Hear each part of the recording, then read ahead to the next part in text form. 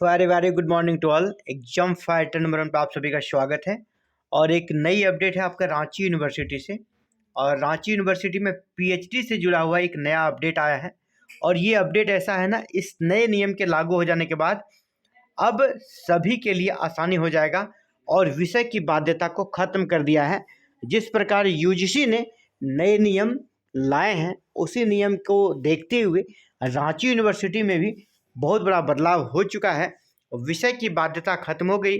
इससे पीएचडी करना निश्चय ही आसान होगा। और ये महत्वपूर्ण बदलाव क्या है, पूरा डिटेल्स में देखते हैं साथियों। देखिए यहाँ पर ये जो बदलाव है टीएलएल अभ्यर्थियों को, यानी ट्राइबल लैंग्वेज वाले जो अभ्यर्थी हैं, अब ह्यूमैनिटीज़ के अंतर्गत कर सकेंगे पीएचडी। और आपको पता है यूजीसी का नया नॉर्म्स क्या कहता है। नया नॉर्म्स कहता है कि आपका पीजी कोई भी सब्जेक्ट में हो, आप किसी भी अदर सब्जेक्ट से नेट निकाल सकते हैं, अदर सब्जेक्ट से पीएचडी कर सकते हैं। ये ऐसा रूल्स बन गया है, ठीक है। अगर आप पीजी मान लीजिए हिंदी से हैं, आपका मन करें हम संस्कृत से नेट निकालें तो आप निकाल सकते हैं। और आपको जिस भी विषय से नेट का एग्ज़ाम देना है आप दे सकते हैं। उसी प्रकार पीएचडी में भी अब यहाँ पर कर सकते हैं। उसको फ्लेक्सिबल बनाया गया है।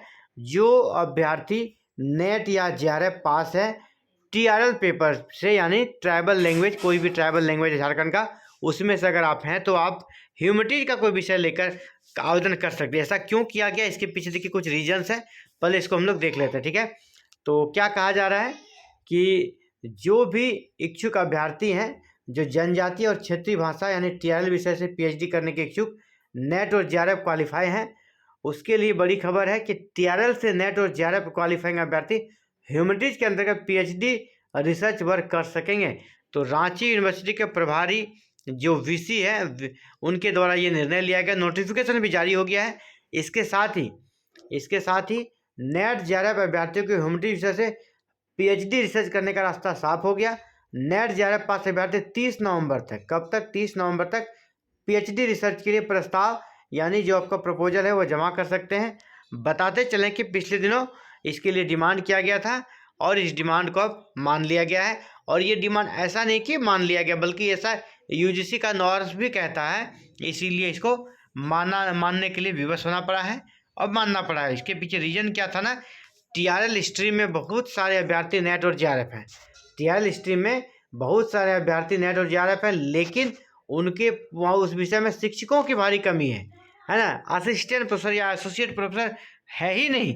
इसके चलते सुपरवाइजर नहीं मिल पाते थे, ठीक है। इसके चलते सुपरवाइजर नहीं मिल पाते थे, यानी गाइड नहीं मिल पाते थे, जिसके कारण वो लोग पीएचडी भी नहीं कर पाते थे, उनका जेआरएफ लैप्स हो जाता। इससे फ़ायदा अब ये हुआ कि जो भी नेट और जेआरएफ है वो ह्यूमैनिटीज के किसी भी विषय को ले लेंगे और उसके टॉपिक से पीएचडी वो कर लेंगे। तो ये निर्णय, शानदार निर्णय लिया गया है, इसका स्वागत है। और बहुत ही आसानी से अब टीआरएल वाले भी पीएचडी कर सकेंगे, क्योंकि उनको सारा जो है ह्यूमैनिटीज के जितने भी प्रोफेसर हैं या एसोसिएट प्रोफेसर या असिस्टेंट प्रोफेसर हैं, वो भी उनको गाइड कर सकेंगे, वे उनके सुपरवाइजर बन सकेंगे। यानी जो सुपरवाइजर यानी गाइड का जो टोटा लगा हुआ था कि नहीं मिल रहा है, अब वो यहाँ पर ख़त्म हो जाएगा। ऐसा ही अदर यूनिवर्सिटी को भी करना चाहिए। इस संबंध में आप क्या सोचते हैं, ज़रूर अपने राय को कमेंट बॉक्स में डालिएगा। Thank you. जय हिंद, जय भारत, जय झारखंड।